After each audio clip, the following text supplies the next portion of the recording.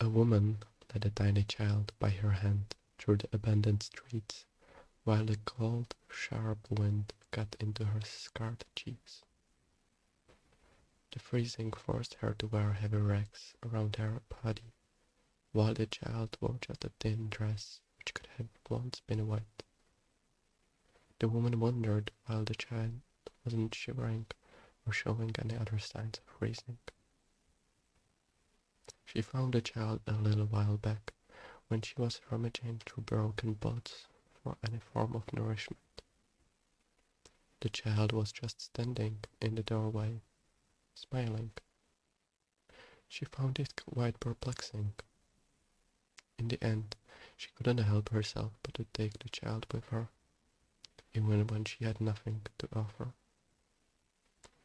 The woman climbed over some rubble that was once a wall into a building and began rummaging anew, as she has done so many times before. How am I going to feed this child?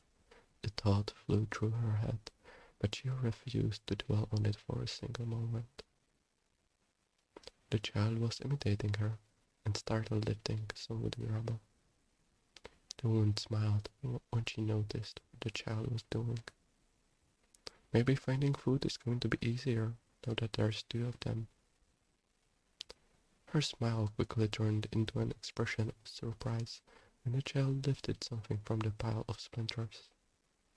"Good job," she said as she pat her on her head. The child smiled but didn't say anything when she handed the small black bread to the woman. The woman hadn't heard her say a single word yet. "You don't want any?" asked she, but the child shook her head from side to side. "She must have eaten recently."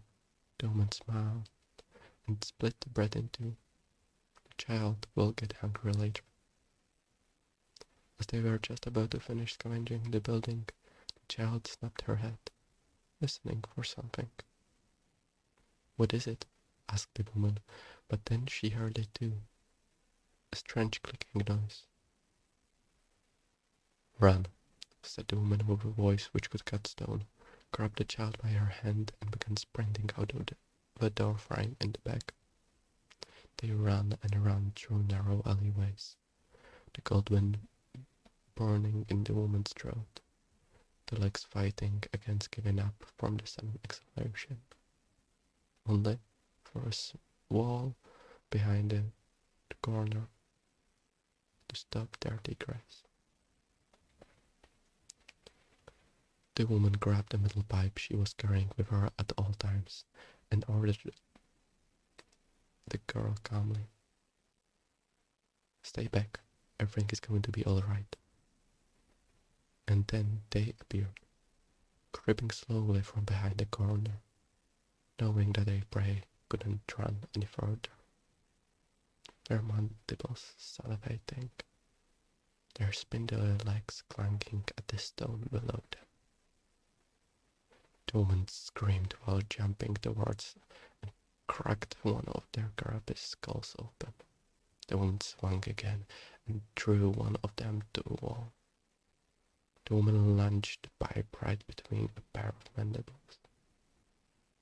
The woman screamed in pain as another pair of mandibles pierced her arm.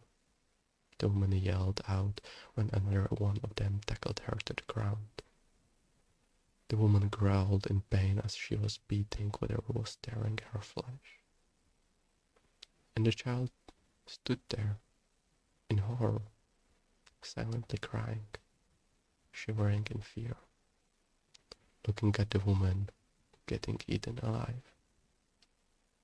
And the child opened her mouth and screamed something that a human never could. A noise so primal that it shook the very fabric of reality. And then there was a flash, and the creatures were no more. The city was no more, and the woman was no more. Only a child on her knees, crying, for she had done something she swore she never would again. The end of the world began with a child, was the woman's last